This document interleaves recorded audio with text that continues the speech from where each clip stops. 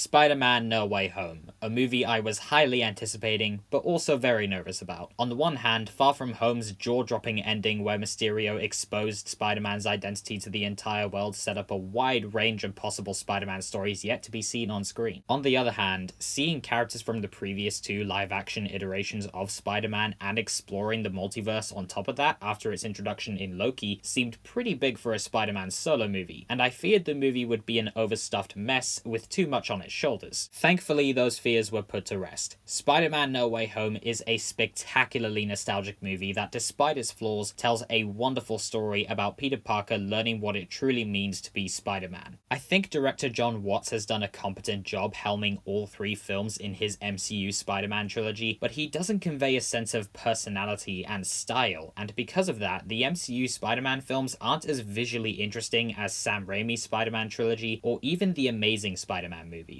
However, it was very cool to see that he incorporated some of the Raimi camera work into this film, such as the smash push-in. I just wish he'd injected more personality and style into the visual presentation, but the story and characters more than make up for that. No Way Home features Jon Watts' best work directing action. The action sequences are more brutal and visceral, allowing for more impact and emotion, even taking inspiration from the finishes in the PS Spider-Man game, which was very cool to see. My favorite action sequence was Spider-Man's fight against Doctor Strange. Seeing the two one-up each other over and over was both funny and exhilarating, and having it take place in the mirror dimension was a great choice. The sequence is gorgeous, and I love that Spider-Man uses geometry to defeat Doctor Strange. While a lot of the film looks really good, some of the CG looks pretty cartoony, particularly a few shots in the third act and Lizard and Sandman. The film never quite convinced me that these two were truly interacting with Spider-Man, and their cartoony CGI is distracting, and considering they're both in the film a lot, it gets pretty jarring. Yes, it is true the movie does rely quite heavily on the nostalgia of its returning characters. However, they don't just return for a quick fan-pleasing cameo,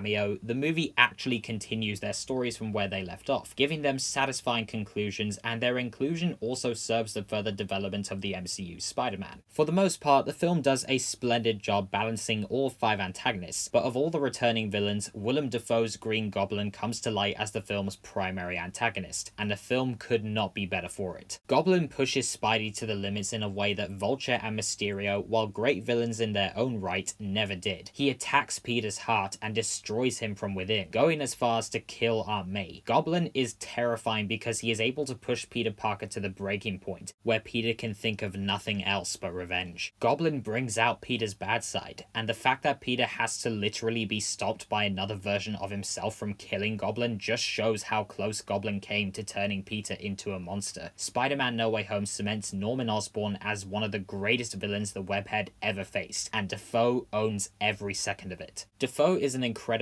expressive actor, and his over-the-top facial expressions and mannerisms have always brought the Green Goblin to life in a gleefully psychotic and terrifying way, which he brings to No Way Home. The split personality aspect of the character from the Raimi films is back and used to great effect. I like that Norman Osborn gets to take control and form a friendship with Peter because it makes Goblin's ascension to control and betrayal more shockingly tragic. I also much prefer his new look. I will always love Goblin in the first Raimi movie, but his suit was never a favorite. His look here is a huge improvement. His tattered hoodie, lack of a mask, and Dafoe's incredibly expressive face are more than enough to sell me on this character once again. Alfred Molina's turn as Doc Ock was also great, while Otto's arc going from being under the control of his own inventions to regaining control due to Spidey's help from Raimi's Spider-Man 2 is kind of repeated here. It works just as well because the payoff is just as satisfying. I like that Doc Ock regaining control of his mechanical arms was the result of Spider-Man choosing to do what he thought was morally right, demonstrating the inherent kindness and morality of the character. I love seeing Doc Ock as a villain again, but I also loved his redemption through small moments of heroism, such as when he helped the Spider-Man take out Electro, and I love that Otto and Maguire's Spider-Man get a chance to catch up in a really touching scene. I also feel that Molina does a fantastic job at fitting into the MCU despite his character being from another universe, flawlessly fitting right into the verbally driven comedy of the MCU while retaining what made his performance so tragic in Raimi's Spider-Man 2. Electro, despite being the same character from The Amazing Spider-Man 2, is completely different here. Jamie Foxx is pretty much playing himself rather than the nerdier version of the character from before. Usually I would hate something like this, but in the context of this film, and also considering how much I really didn't like his performance in The Amazing Spider-Man 2, it works. Electro's entire motivation in this movie is that he wants to be more, which could be very easily interpreted as Electro wanting to stay in the universe where he's the cool Jamie Foxx and not the blue Mr. Freeze from Batman and Robin looking dude. Unfortunately, Sandman and Lizard really don't get much to do on top of their not so good CGI. I still really don't like the Lizard's design from The Amazing Spider-Man, so I was disappointed that he didn't receive an upgrade like the other villains do. Sandman probably gets the least to do, but I did thoroughly enjoy his back and forth between himself and Tom Holland's Spider-Man. What surprised me the most was how much screen time Tobey Maguire and Andrew Garfield actually have. While they don't appear until the third act of the movie, they both play significant roles, contributing greatly to MCU Spider-Man's development, and neither of their performances feel like obligatory cameos. I thought the way Tobey Maguire was used to be really clever. One of my favourite moments is when Tobey stops Tom Holland from killing Goblin. It makes sense for the character because in a great earlier scene, Maguire's Peter describes how he killed his Uncle Ben's killer to get revenge, and now lives with the regret of what he did. So it makes sense that he would try to prevent Tom Holland's Spider-Man from going through the same thing. I thought it was a very cool way of showing how far Maguire's Spider-Man has come since we last saw him, and how his experiences from past movies are used to further develop Tom Holland's Spider-Man. Maguire teaches him not to be consumed by revenge, and similarly, Garfield teaches him not to be consumed by grief. It was smart to use Andrew Garfield similarly, pulling from the grief of losing Gwen and how it made him become more bitter and brutal. However, I was just as impressed by how good Andrew Garfield was in this movie. Yes, his story is very simplistically literal, with him diving to save MJ from falling to her death, bringing him closure after failing to save Gwen. I think it would have been better for Tom Holland to save MJ, having learned from Garfield's failure to save Gwen. Having said that, it still works in execution and because of Andrew Garfield. He gives a very emotive performance, flawlessly jumping between the fast-paced dialogue-driven comedy and the dramatic emotional scenes. I love how this Peter feels insecure around the other two, and the scene where he calls himself lame only for Maguire to tell him that he's amazing was a very touching and sweet moment in a film that feels like a redemption for the character. Before I get to Tom Holland, I just want to touch on MJ and Ned. Zendaya gives her best performance as MJ yet. Her sarcasm from the first two films is significantly turned down, allowing for a more emotional performance that highlights her chemistry with Holland. We also get to see more of her life outside of school, like her crappy job at the donut store, making her a more fleshed out character. Yeah, Jacob Batalon's punchlines as Ned can be cringy at times, and there are a little too much for my liking, but that doesn't change the fact that I really dig this trio. MJ and Ned are definitely not the most complex characters, but Zendaya and Batalon's engaging performances elevate these characters, and their screen time with Holland across the last two films really helped to make their dynamic in this film, as well as the third act, work as well as it does.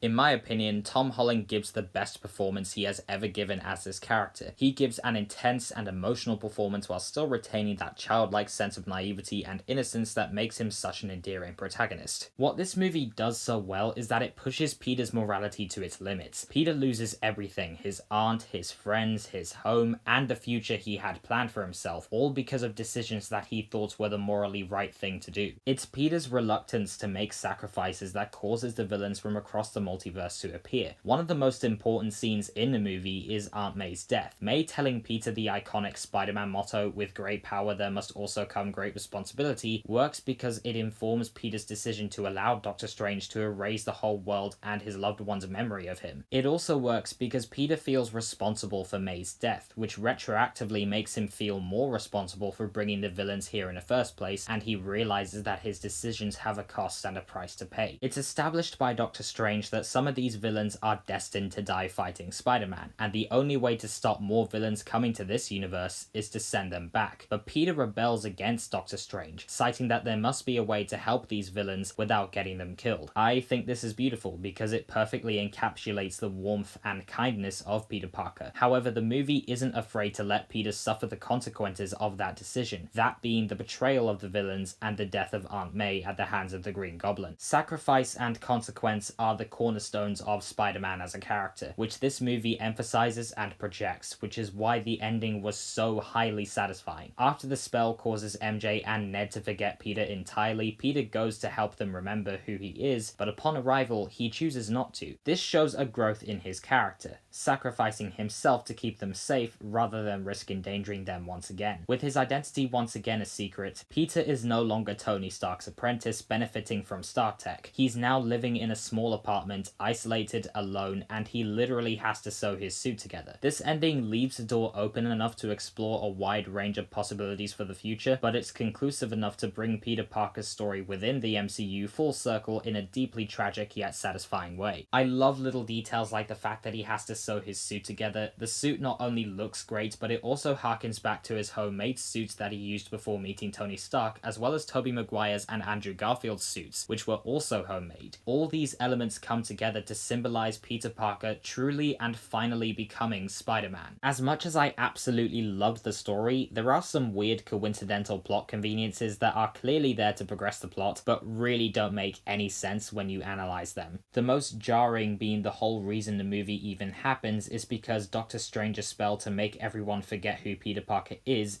interrupted by Peter listing people who he wants to remember him, but that's only because Doctor Strange never tells Peter what the spell would do and could do beforehand. The conversation about making exceptions definitely should have taken place before this, but not only that, why would Doctor Strange not tell Peter that the spell affects everyone or that it could break the fabric of reality and open their dimension to the multiverse before trying to cast the spell? I really don't like that Ned suddenly knows how to open a portal using a sling ring almost instantly, allowing Andrew Garfield and Tobey Maguire to enter the movie, but then not know how to close the portal at a really crucial moment. That was just really dumb. On the whole, despite its flaws, I loved Spider-Man No Way Home. The movie is able to balance a huge collection of characters from multiple franchises well enough to still be able to tell a mostly coherent and amazing story about Peter Parker learning what it truly means to be Spider-Man. It takes full advantage of the nostalgia of its returning characters, but is able to utilize them to tell a Spider-Man story that is about Peter learning from his own mistakes, choosing to do the morally right thing, and accepting consequence. I don't know if I would say it's the best Spider-Man movie ever made, but I would absolutely say that No Way Home is a deeply satisfying, exhilarating, and emotional conclusion to the MCU Spider-Man trilogy that hits all the beats that a Spider-Man movie should. No Way Home is a spectacular Spider-Man movie.